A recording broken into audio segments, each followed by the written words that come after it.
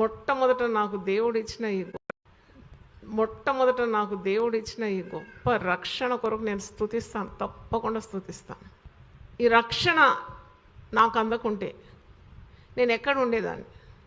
యేసు రక్తం చేత ప్రతి దుర్నీతి నుండి కడగబడిన దానిగా, మరి ఆయన ఎందు ఒక యోగ్యురాలుగా, ఒక సేవకురాలుగా, ఇంత గొప్ప వెలుగు, ఇంత సత్యం నాకు అందించిన ఆ ప్రభువును నేను కొనియాడుతాను తప్పకుండా. The first thing I do.